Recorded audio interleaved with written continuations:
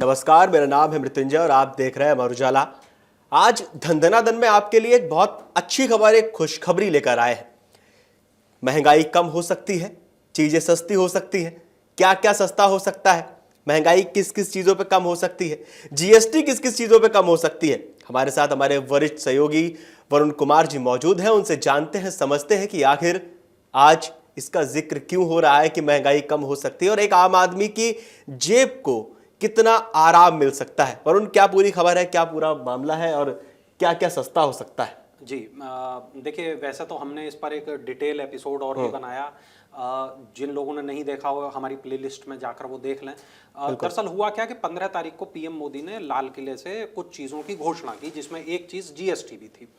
तो हमने जो वीडियो बनाया था, मृत्युंजय आपके ही साथ बनाया था वो वीडियो, उसमें हमने कई पहलुओं पर बातचीत की थी। समुद्र मंथन पर भी बात की थी, उसमें रेयर अर्थ पर भी बात की थी, उसमें और भी तमाम फैक्टर्स थे। जीएसटी भी उसमें एक बड़ा फैक्टर था। सेमीकंडक्टर पर भी बात की थी। तो लोगों ने कमेंट किया, लोगों ने कहा कि जीएसटी पर एक अलग से वीडियो बनाओ और हमें बताओ कि जीएसटी में क्या बदलाव हो रहा है।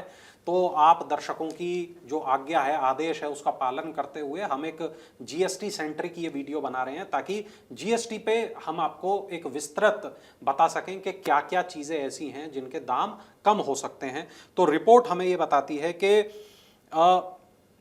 जो जीएसटी है, जब इसके दामों में कमी आएगी, इसके जो परसेंटेज है उसमें कमी आएगी, तो कई चीज़ें सस्ती हो जाएंगी।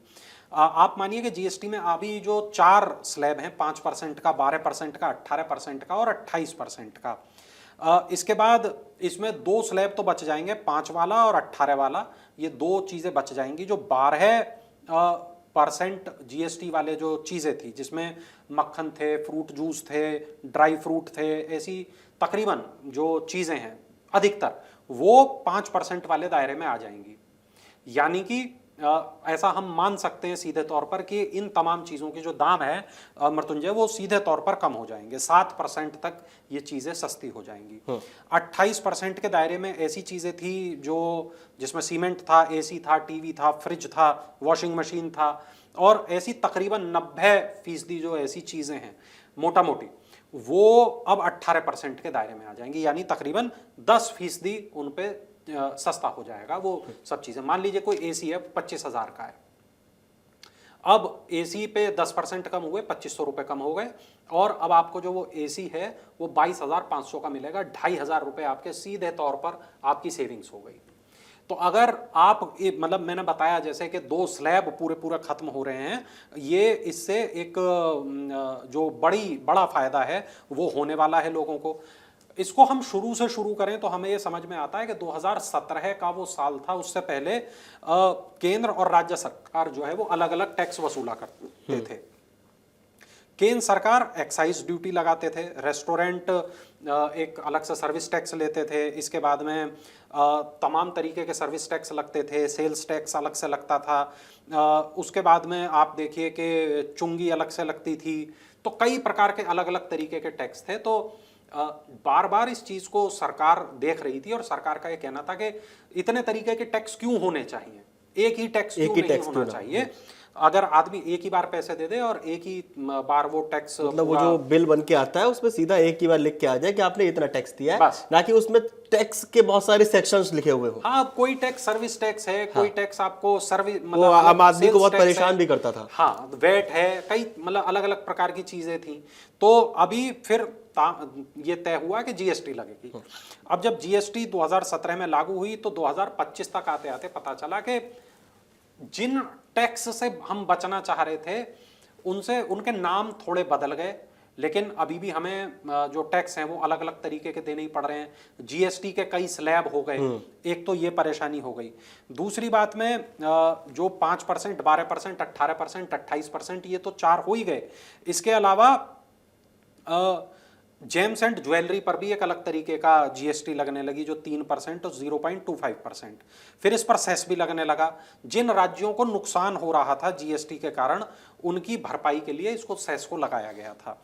कोरोना वायरस के कारण इसको 2026 तक बढ़ा दिया गया था।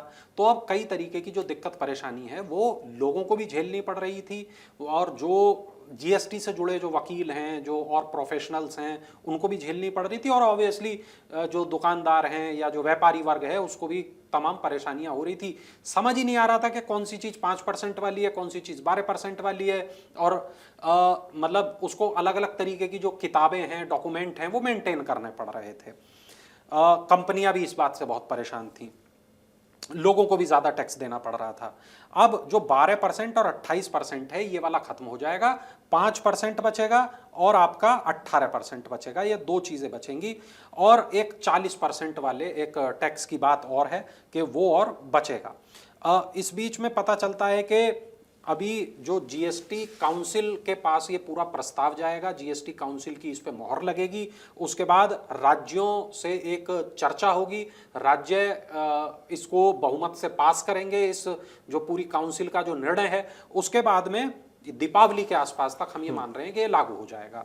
अब इससे सरकार को तकरीबन 50,000 करोड़ रुपए का साल में नुकसान होगा।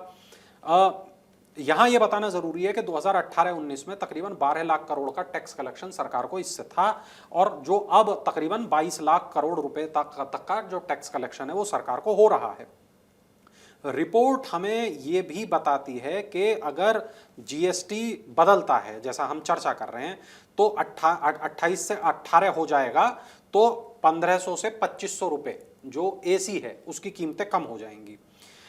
ये भी पता चलता है कि रेपो दर में भी चूंकि संशोधन हुए हैं, तो उसके बाद भी हमें ये पता चल रहा है कि चीज़ों के जो दाम है वो थोड़ा कम हो सकते हैं। हालांकि अब एसी जो है वो अगस्त में नहीं बिकेंगे, क्योंकि अगर जनता को पता है कि दिवाली पे हमें सस्ता एसी मिलेगा, तो अब अगस्त और सितंबर में जो एसी की बिक्री होती है उस बिक्री पे वो कम हो जाएगी।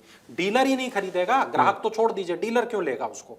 और इसके बाद ये भी पता चल रहा है कि जो जीएसटी 2.0 जिसकी हम बात कर रहे हैं, ये जब लागू हो जाएगा तो 10% तक का लाभ सीधे तौर पर उपभोक्ताओं को होगा।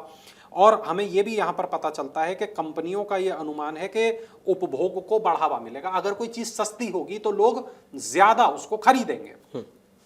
मान लीजिए कि अभी जो एसी है उसकी बिक्री पिछले दिनों हमने देखा कि कम हुई, क्योंकि लोगों को लग रहा था एसी महंगा हो गया। अब जब उस पर जीएसटी कम हो जाएगी, एसी के दाम कम हो जाएंगे, तो लोगों की खरीद बढ़ जाएगी।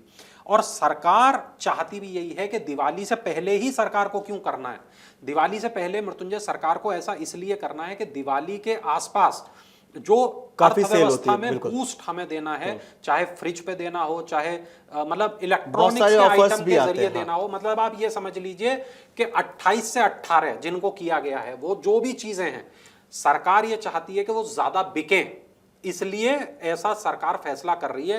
क्योंकि देखिए अभी जो अमेरिकन टैरिफ से हम परेशान थे, और अब हमने ये देखा कि अमेरिका में अगर हमारा सामान जाना बंद हो जाएगा तो यकीनन हमें घरेलू मांग को बढ़ाना पड़ेगा। बिल्कुल। और घरेलू मांग बढ़ेगी कैसे, घरेलू मांग के लिए सस्ता करना पड़ेगा। बिल्कुल सस्ता करना कि पड़ेगा, आम आदमी की पहुंच तक वो पहुंच सके। बिल्कुल। तो इसीलिए वैसे भी दिवाली के आसपास वरुण घर, गाड़ी, घरेलू सामान लोग खरीदने की एक इच्छा रखते हैं, क्योंकि ऑफर्स होते हैं और वो त्योहार मुहूर्त इस तरह के होते हैं कि घर में कोई ना कोई नई चीज लाई जाए। आप मान लीजिए बहुत सारे ऐसे लोग हैं जो बड़ा बड़ा टीवी खरीदते हैं, लाख रुपए का टीवी खरीदते हैं, 10% सस्ता हुआ, 10,000 कम हो गया, 90,000 का पड़ गया, 90,000 का हो गया, 40,000 का फ्रीजर 4,000 सस्ता हो गया, 36,000 का हो गया। तो अब वो तमाम जो उपभोक्ता अभी सोचते थे यार 1 लाख का है, अब उन्हें लगेगा 90,000 का। और दूसरा उसमें भी 9 किश्त बांध लो 10-10 हजार वाली ईएमआई। बिल्कुल। तो क्रेडिट कार्ड का उपभोग बढ़ता हुआ हमें दिखाई देगा त्योहारी सीजन पे। जो आंकड़े आएंगे क्रेडिट कार्ड के वो चौंकाने वाले होंगे, और हमें ये भी पता चलेगा कि जो खरीद है, लोगों ने ज्यादा पैसा इस बार मार्केट में डाला है, लोगों ने ज्यादा खरीद की है दिवाली पे। ये देखिएगा आप, बहुत ही चौंकाने वाले आंकड़े मृत्युंजय सामने आने वाले हैं। लेकिन हाँ, ये जो सरकार की पहल है, मैं ये कहूंगा इसका स्वागत होना चाहिए, और लोगों को लाभ मिलेगा, चीजें सस्ती होंगी, इससे बेहतर भला और क्या होगा। बहुत बहुत धन्यवाद वरुण ने सारी जानकारी हम तक पहुंचाने के लिए। आप लोगों को क्या लगता है, वरुण ने जो सारी जानकारी हमें दी है जीएसटी को लेकर, सस्ती होने वाली चीज़ों को लेकर, जो उपकरण सस्ते हो सकते हैं, उस पर हमें कमेंट करके ज़रूर बताएं। और ये भी बताइएगा कि त्यौहार पे आप क्या खरीदने का प्लान कर रहे हैं।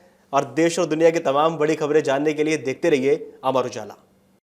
अगर आप ये वीडियो YouTube पर देख रहे हैं तो हमारे चैनल को सब्सक्राइब कर बेल आइकन दबाएं, और Facebook पर देख रहे हैं तो हमारे पेज को लाइक करें।